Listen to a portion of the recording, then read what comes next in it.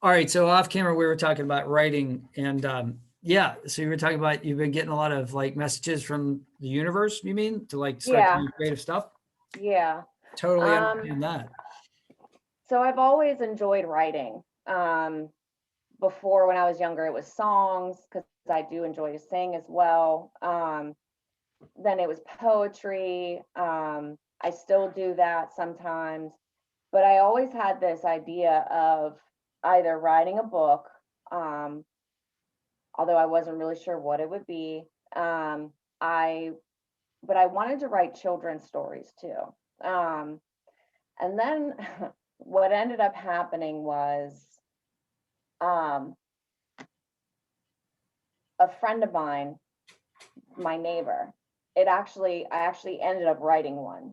And how it happened was just on the spot because it started as a hypothetical situation, which I'm really notorious for, like very off the wall hypotheticals. Um, and my question to her was, do you know what tapping therapy is? My question, that's for you. Do you know what tapping therapy is? Tapping. Tapping, like You mean like tapping. this? Yeah, so there's a therapy and it's tapping therapy and it's basically the focus is to ground yourself in a moment of like high anxiety, stress, anger, whatever, irregular emotions. And you kind of lightly tap on different parts of your body and repeat affirmations to yourself. So I love hippos. I love like baby hippos, especially because they're so stinking cute. And I don't know, it was one of those random thoughts that just hit my brain. And I was like, I'm going to share this with a person. So I shared it with her. She was the lucky contestant. And I said something along the lines of like, um, do you think that if I used tapping therapy on a hippo, they would let me hug them? And she was like, maybe the baby hippos, but the mother hippo, probably not. And so then from there, I just went on this whole tangent and it turned into this like, it ended up having like a like moral of the story type deal, you know? Yeah. And it involved both her life and my life and like things that like, and it involved her character, a little bit of my character thrown in there too, like with the sarcasm and of course a little bit of swear words. Um, and I was reading it and I was like, because a lot of times what happens is I write something and I'm like, wow, this is great stuff. And then I read it afterwards and I'm like, ew, what? But like I've read it multiple times and I've shared it with other people. And they're like, that's amazing, you know? And I was like, thank you. I really like this, you know? So I started tweaking the story a little bit. And so generally my idea is to create an entire series with these characters. And it's going to be adult stories in the format of children's books. Animals, like talking animals, and it's good, you know, it's going to be illustrated. So, you know, that the common like pastel colors and maybe even rudimentary drawings. I haven't really decided on the artwork piece. Right.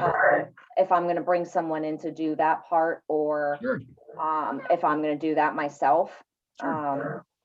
I feel like the artwork itself will take a lot longer because I'm just kind of harnessing that ability. And I'm trying to let go of that perfectionism. Yes. All right. So, yeah. And I know that with especially in like storybooks and stuff like that, like you kind of want it to look the same, you know, like you kind of want your characters to look the same. So, but yeah. So, you know, that's completely doable. And I love the idea. I mean, you know, of course, George Orwell's Animal Farm. Yeah.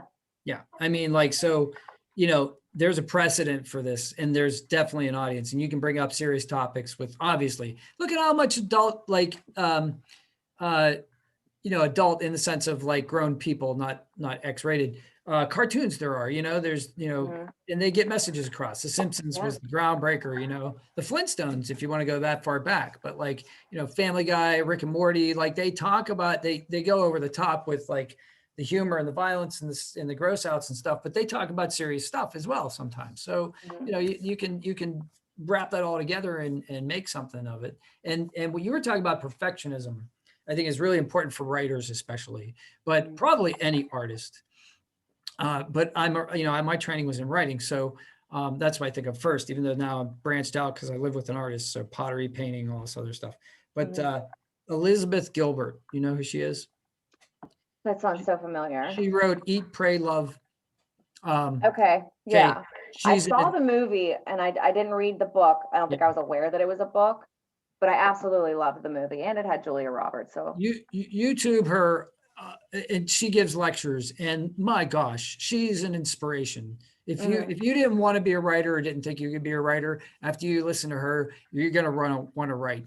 And when she talks about perfectionism, I'm going to paraphrase, but the way she says it is so elegant. But she says, perfectionism is an assassin. It Mhm. kills joy. It kills creativity. We think like it will inspire us to do things. It does the exact opposite. It's like, well, I'm going to paint something, but I'm not going to be as good as Da Vinci. So I'm going to try, what I mean? Like, oh, I can't paint the Mona Lisa, so screw it. I'm not going to do it. You know what I Right. mean? Forget that. Forget that. She'll say, she'll come up with an idea. Like she'll say, um, people say the ancient Greeks already wrote all the stories. She'll say, well, that may be true, but they haven't done it the way you would do it. Right. So you paint the Mona Lisa.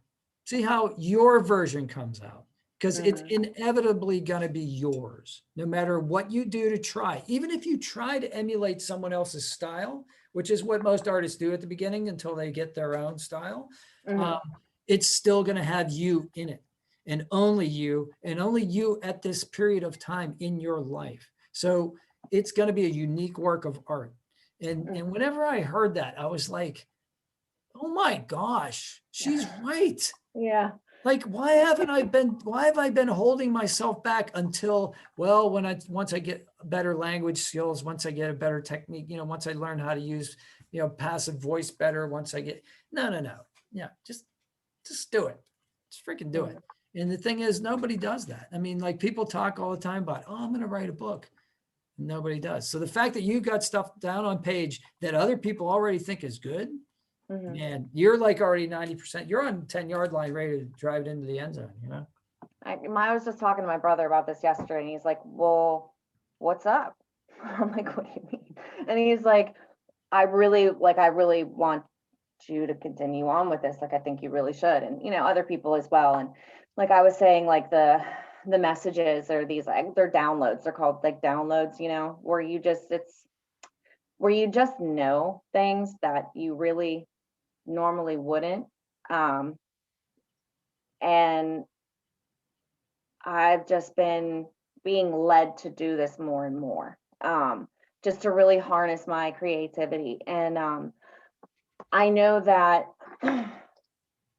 for a long time, like I think a lot of times, like that voice inside your head is like, oh, well, this isn't going to be original, or what could I truly offer, or, but like that voice inside my head has changed significantly, and it's like it has a lot to do with self worth, and like I know what I have to offer. Um, and sometimes these messages come from complete strangers, where at the new place, at my new job, I had a woman come up to me and thank me for being kind to her. Yes. And it was my first, they call it a stage. It's like a second interview, where you essentially work a shift lightly. You follow one of the other employees and see if it's a fit for you and if you're a fit for them. And I was just doing my thing. I was staying by the lady who was training me, and but interacting with the customers and just being myself. And but she came up to me afterwards and she thanked me, and it was like a heart to heart. I felt it right here and in my stomach. And I almost started crying on the spot. She was like, you have this amazing ability to make people feel comfortable. And I want you to use that. And whatever you do in your life, you need to use that. And it's not like that's the first time I've ever heard that. It's not that I'm not used to that. People come to me all the time, whether they're strangers, and just tell me their whole life story. But it meant so much to me, you know. She could have given me $300 in that moment, and that would not have meant more than what she said to me. Thank you for that. That hit me right in the feels. Yeah, I'm like gonna cry just thinking about it. Me too. Yeah. But that's the thing. That's the magical thing about the business that, that business, you meet people, but it's true in any aspect of your life. But for whatever reason, you meet people in the restaurant business because you meet a lot of people. And so as a result, you get to see a lot of different versions of humanity. And at the greatest moments, you get to help people. And really help people, like the place that we worked, it was right by a hospital, it was right by a funeral home, it was right by a clinic. There were people that were not at their best, and sometimes you just made their day. And it's what we're here to do, right? It's our purpose, right? Like the Dalai Lama says, try to help somebody, or at least don't hurt them, at the very least. And, I believe that. And this whole like setup, which I wish I would have done a year ago, but finally perfectionism, right, has got off my butt. And I said, let's just start doing it. And I'll learn as I go, like you're going to learn how to draw, characters for your book. I'm going to learn all this technical stuff about editing and stuff as I go. And if I don't, well, it's imperfect. But you know what you just said, that's the best part about bartending for me is these kinds of conversations. And in this format, we can have these kinds of conversations now uninterrupted. And I don't have to go get anybody any extra ranch dressing, while we're, if we can connect on these, and then other people can watch and go, yeah, I've had those moments. Is that what that is? The universe is trying to download something in my brain, or the way the ancients called it, it was their muse. Like when you wrote that story, your muse was just channeling, here, you write this. And, and it's amazing when you're in that flow state, nothing can stop you, I literally sat there and wrote it in 10 minutes. It's amazing. It's a short story, obviously, but and then this idea I have for that other book, that one's not really going to be, that's going to be like a book and possibly a series, but I'm only on the second book right now. I have it mapped out, all the details, and I started writing it and stuff, but basically the one thing I like to focus on the most is and not necessarily focusing on mental health, but focusing on what it does to us, what our thoughts do to us, what burying our feelings does to us, what society's labels and titles and little boxes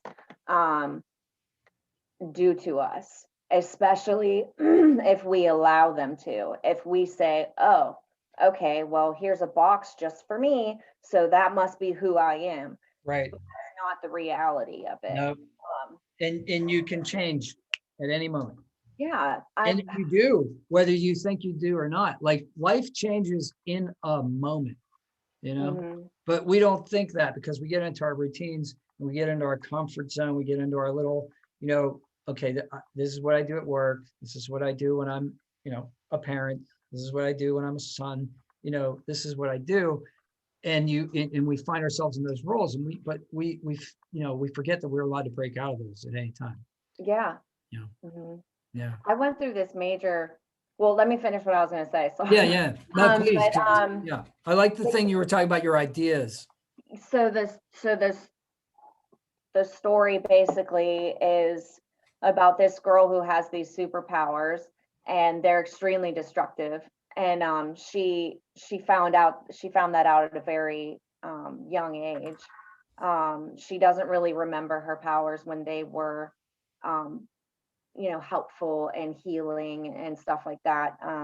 She doesn't really remember a whole lot of like her child like innocence. And so it comes in like flashes, but she thinks of them more as like dreams or what she would have wanted her life to be like. Mhm. And because she spends years and years of trying to bury who she truly is, um, it ends up bubbling up and exploding, and it causes a lot of destruction, mayhem, chaos, hurts people, hurts herself. Um, and then it's just this, it's the snowball effect. But then so you focus on what it can't, so like it brings up what this stuff does to us. Mhm. But then on the other side of it, it's once you shed all those layers, or even like when one layer comes off, then you can start to like embrace your own voice and truly tap into what you're capable of doing as an individual, regardless of what anybody else says. And you know what? You don't have to get upset when people are like, that's ridiculous. Okay.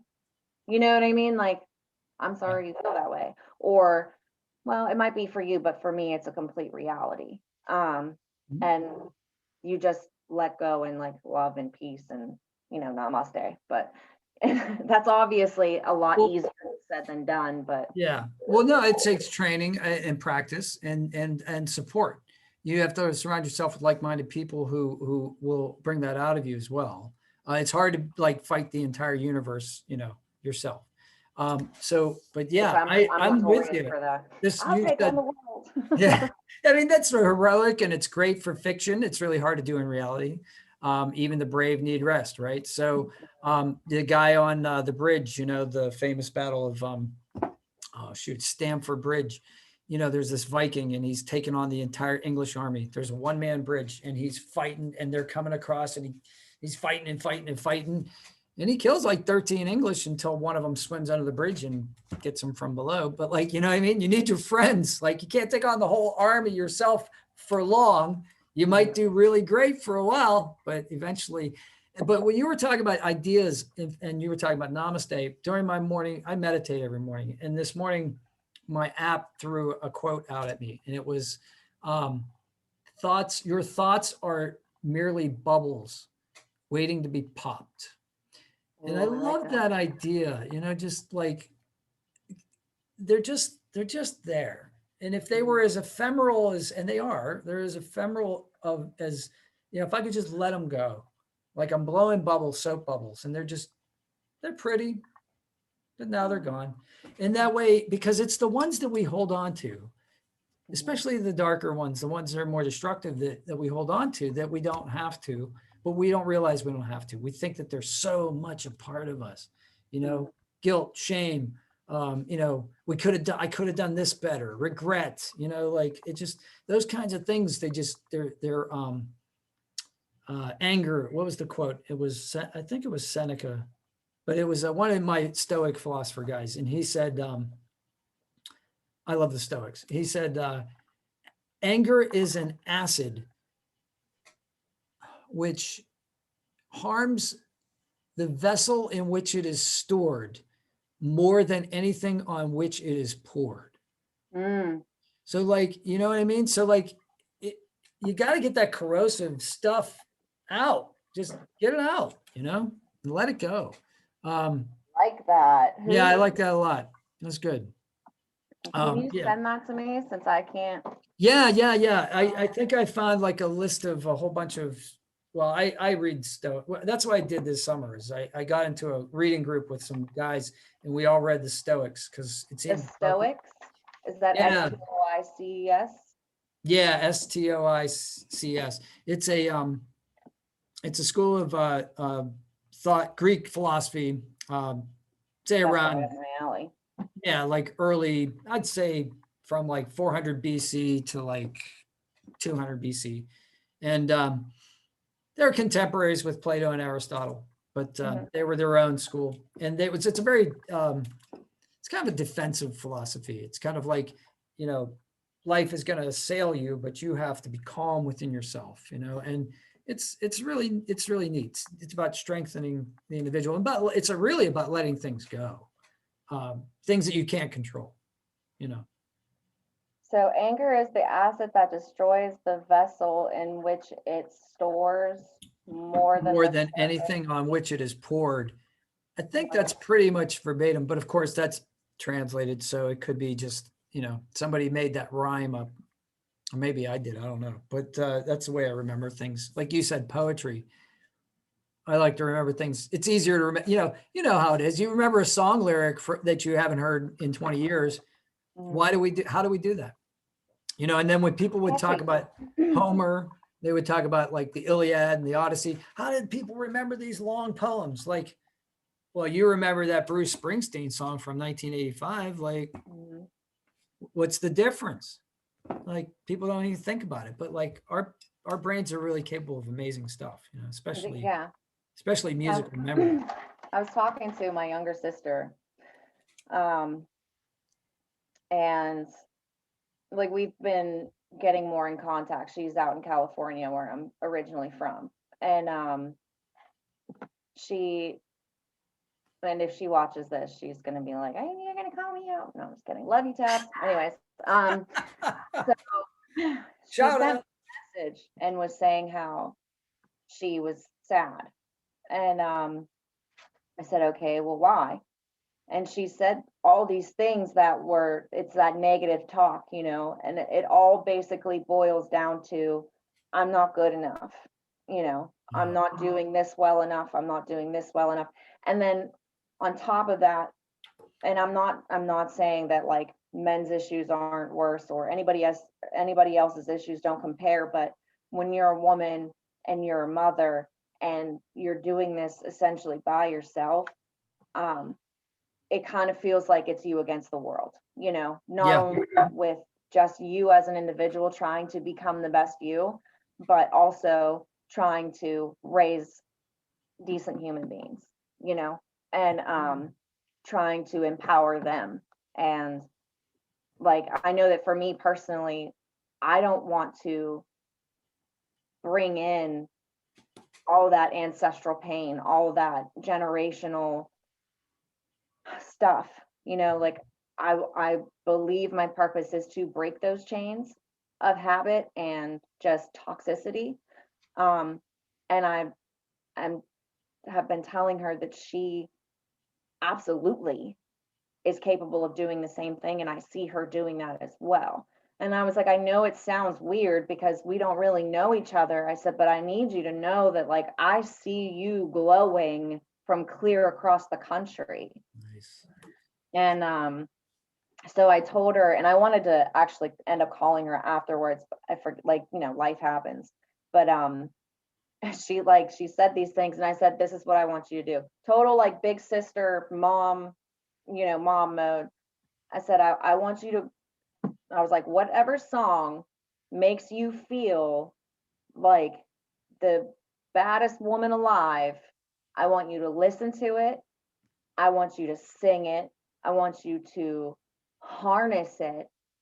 And then I want you to look in the mirror and look at yourself. And I want you to say these things. And they were affirmations that contradicted Say them. the exact negative thoughts that she had. Do you You know? remember what they are? Yeah, I can pull them up. Let's do it. Let's do it. While you do that, one of the things you said, there's a really amazing meditation that I do, and this lady is unbelievable. In fact, I contacted her on Facebook and just said, "Thank you so much for this meditation that you put out there into the ether like 3 years ago, because it's really helped me." But she says that negative self-talk, it's a battle in our minds between our spirit and our ego. And she says, the lie, I'm going to try not to cry when I say this. I do. The lie that your ego tells you is that you're not worthy enough. Mhm. Yep. And I told her, I said, those words, those feelings, those thoughts, they don't belong to you. They're not yours. Because if we think about it, a lot of the times we're comparing ourselves to, gosh, who knows what else, We're comparing ourselves, we're comparing our insides to other people's outsides. I've right? heard it said. I've also, we're comparing ourselves some kind of archetypal perfect image that we're never going to be able to attain, and that it's okay to be human. It's perfectly acceptable. In fact, it's expected. But for whatever reason, sometimes we think it's back to that perfectionism thing, you know? It's just ridiculous sometimes what we try to expect from ourselves, you know? It's okay, so this is what I told her. Yeah, I want to hear the affirmations. I said, look in the mirror, look yourself in the eyes and say these things. I am beautiful. I am intelligent and wise. I am an amazing mother. I am a dedicated worker. I am kind. I am a kind and caring person, and I am doing the best that I can. Nice. I love it. And everybody could listen to that. Everybody could use that advice. That's fantastic. I told her, I said, this is not those thoughts. I said, they're not your truth. And I said, so don't you dare accept it. And a lot of times when I'm talking to people and I'm doing these motivational things or whatever, which I love motivational speeches. I listen to them. I would love to be that person one day. Although the idea of standing up on stage and doing it is absolutely terrifying, but guess what? You just did it. You just did. Yeah. This, yeah, I guess. This will be out there on the interwebs, and it will be available if you want it to be. Yeah, absolutely. Yeah. And people will watch it. So you just did it. I did it. Yay. So now the only difference between doing this in front of a lot of people, and actually I just had a guest who gave a TED talk. And so I know, right? I'm like, oh my God, like, what's that like? Yeah. So, like, really, to tell you the truth, I couldn't even see the audience. There were lights in my eyes. So I just did my talk, and she talked about all the little things that went wrong with the microphone and all this other stuff.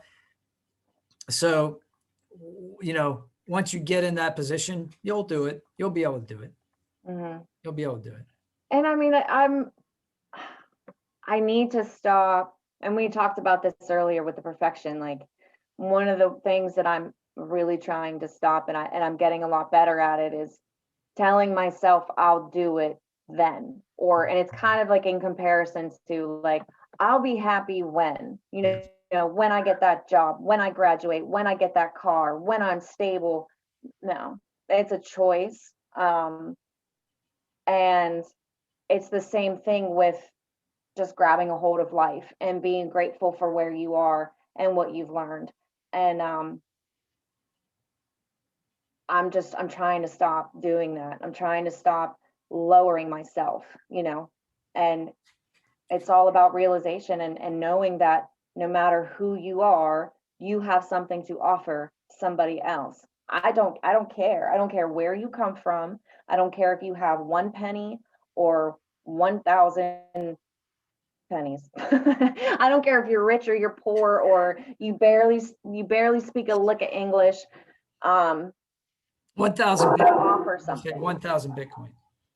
There you go. No, Dogecoin. It's Dogecoin now.